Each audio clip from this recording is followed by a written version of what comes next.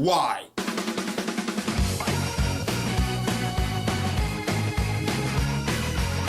Alright, so a few years back, I covered Big Fat Liar on Norty's Forgotten Flicks. It starred Frankie Muniz, Amanda Bynes, and Paul Giamatti in a film where a teenage boy who gets his class paper stolen by a greedy producer who turns it into a movie, and him and his friend go to LA to get him to admit that he stole it. I wouldn't call it a great movie, but it was funny and had a lot of charm, and I would put a lot of that to the actors and writer Dan Schneider. The critics were pretty mixed on it, but most people I talked to seem to remember it fondly. It made an okay profit, but it isn't really a cult classic. Well, movies like Balto and Clockstoppers sort of got their following, this really didn't. It's just that quirky movie that people born in the early to mid 90s remember. So how did they make a direct-to-video sequel 15 years later with none of the cast and crew? Like I said, it made a decent profit, but it wasn't a huge hit, and the people who liked it mostly liked it because of the cast and Dan Schneider's signature style. So making a sequel with a different writer, director, and cast of characters just seems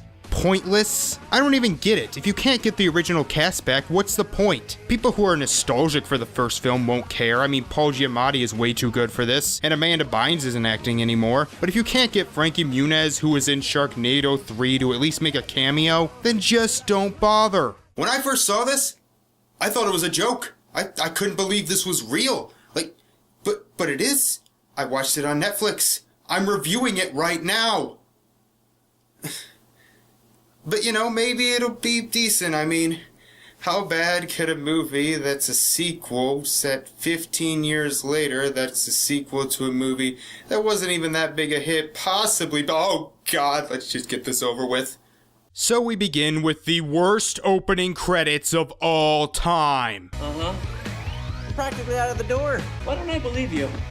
Well, let's just say that you and the truth aren't always on speaking terms. Seriously, these are very distracting, and until you see the movie, you don't understand what those graphics are for. So this is our main character, Kevin Shepard. Yes, they give him the same last name, played by Ricky Garcia. Apparently Garcia is part of some boy band called Forever in Your Mind, and looking over their songs, they're pretty fun and catchy, although from what I can tell, the other two band members are not in this movie. That would be like Camp Rock without Kevin and Nick. Anyway, Kevin is a compulsive liar. Just like that other movie. Although these go a little further than what Jason did. He not only lies to his dad to get money, but flat out plagiarizes a school paper. By the way, this movie is directed by Ron Oliver. No, not John Oliver's evil twin, that's Steve Mnuchin, but a director who's worked mostly in TV and did a lot of good episodes of Goosebumps, including Welcome to Camp Nightmare, Say Cheese and Die, and How to Kill a Monster. Excuse me.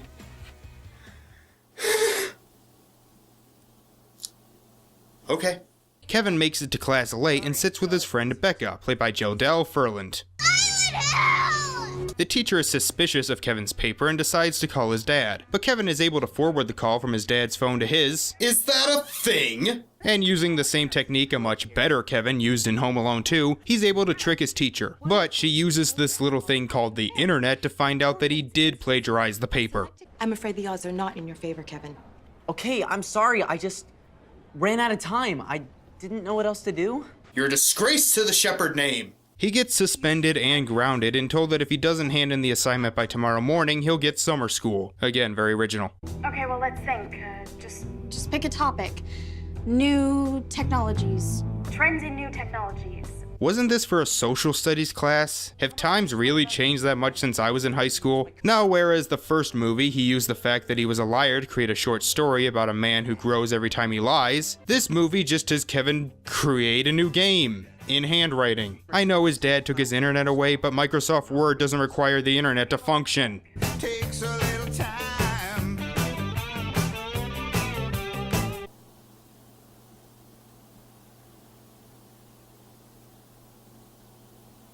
So he wakes up and starts to head to school, but his dad has taken the wheels off his car? Great. Couldn't you have just taken his keys and gotten the same result? I mean, this seems a little extreme. I mean, all I'm thinking about is this. What happened to the stairs?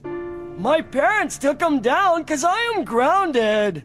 That's disturbing. So he takes his bike, and now we meet our Marty Wolf equivalent for the movie, Larry Wolf, played by Barry Bostwick. He works for the video game division of some technology company and was in town to find new talent. Kevin runs into the limo, and after some guilt tripping, Wolf agrees to give him a ride. Now, unlike that other film where Jason dropped the paper and Marty stole it without telling him, in this one, Kevin tells him about the game and agrees to let him see it. And once he sees it and likes it, he flat out pushes him out and drives off with the assignment. Why?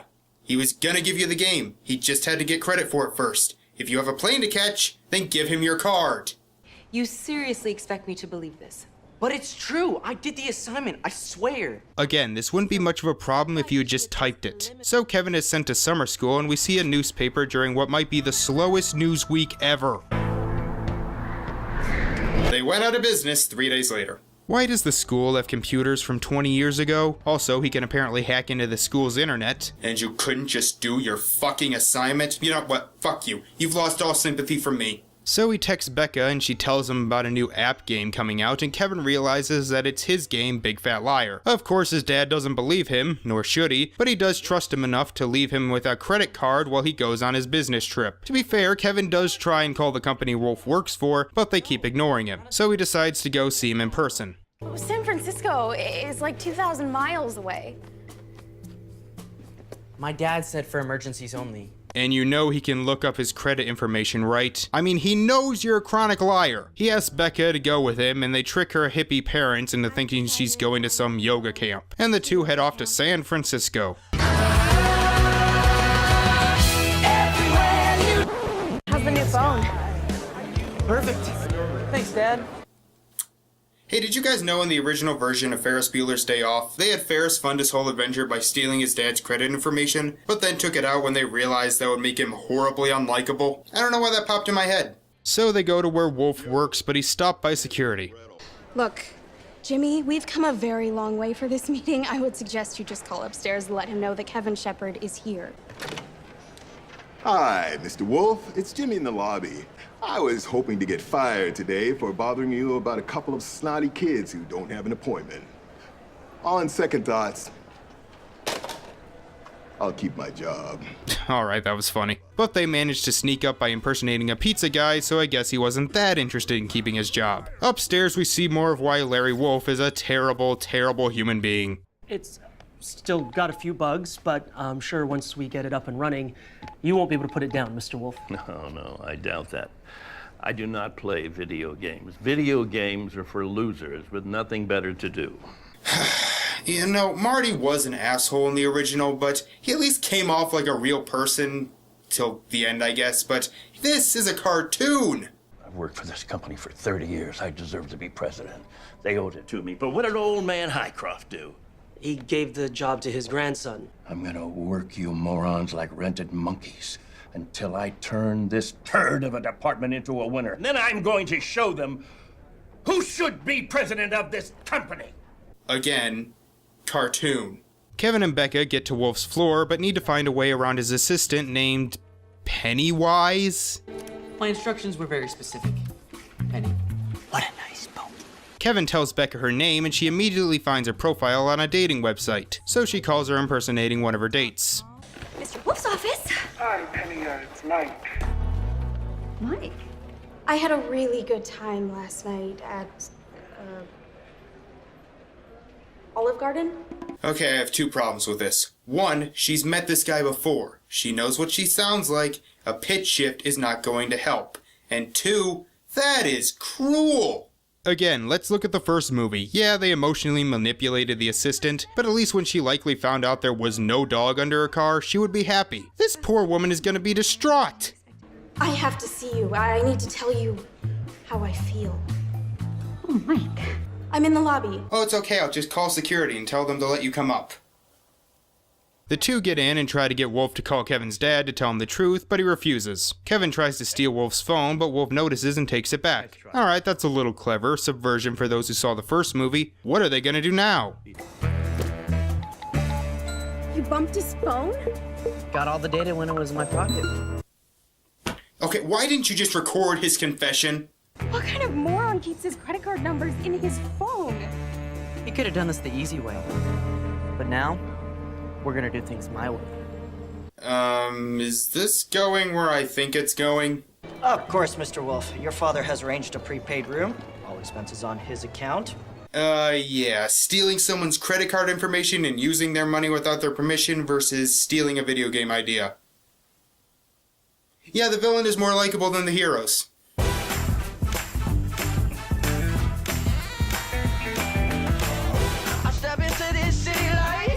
Stealing. Perfect family entertainment. Again, look back at the first movie. Yeah, they stole his phone, but you know, minor stealing a phone, whatever, give it back. Stealing credit card information, minor or not, that's at least some jail time. Alright, I'll be nice for a minute and say something positive. Both Garcia and Furland are pretty solid. I mean, their characters are awful and bland, respectively, but the two are clearly trying and have decent chemistry. Well, that's enough, let's go back to complaining. So the two get a limo pretending to be Wolf's children.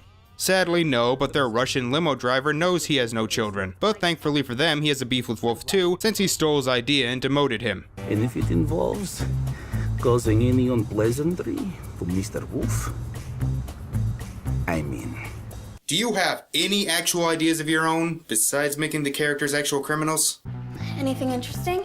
He's downloaded every episode of My Little Pony. Even the Christmas special? Which one? Also, yeah, this guy totally seems like someone who would be into My Little Pony. You supply the apples, we supply the super speedy cider squeezy 6,000.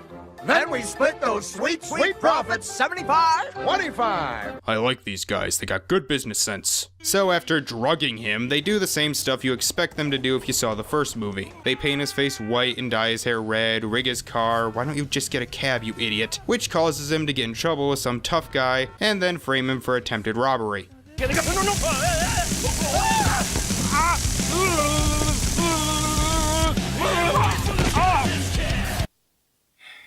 How much longer is this? Oh god. So Pennywise gets him out of jail and he heads to his meeting, which the two have tricked him to going to some tough guy bar.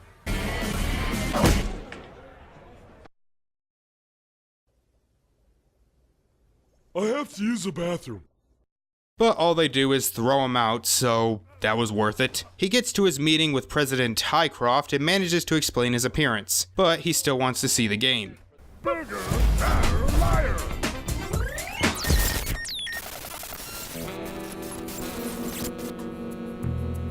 We have millions committed to the marketing campaign on this. You put millions into marketing a game that isn't even done yet? Well, you still in business. Highcroft gives him 1 day to finish the game or else the game is cancelled and he's fired. So you're telling me this is another movie where if the main characters did nothing then the entire conflict would have been resolved? Back with Kevin and Becca, they put some ghost peppers into a drink that they gave to a producer to give to Wolf before he goes on TV to promote the game. This is an app, right? I mean, I'm not much of an app guy, but how often do people go on news stations to promote apps? So he drinks the peppers and... Mr. Wolf? Mr. Wolf? Mr. Wolf? Wolf, are you okay?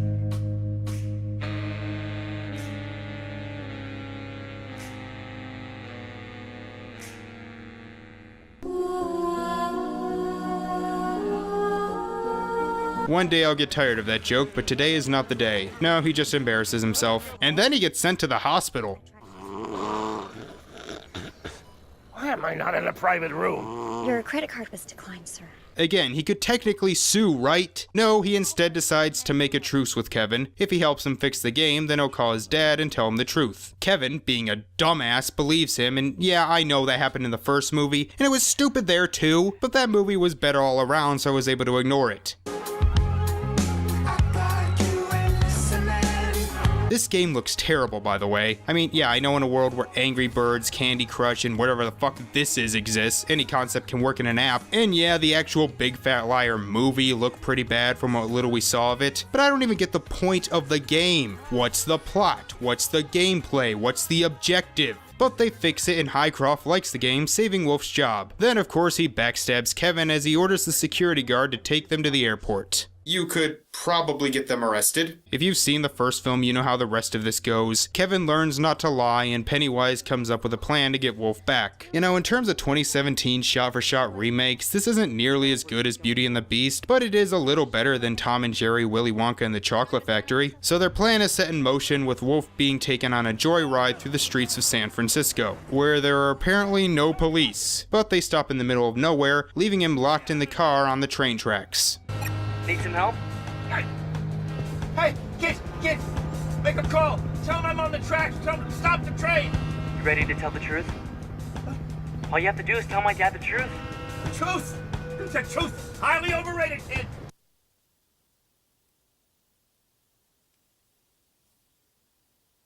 Wolf admits that he stole the game idea, and Kevin reveals that it was all an illusion.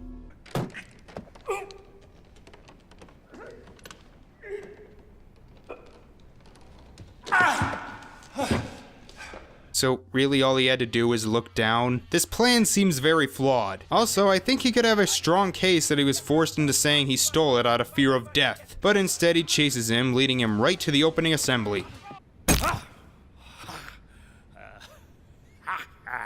Idiot! You can't outrun the wolf.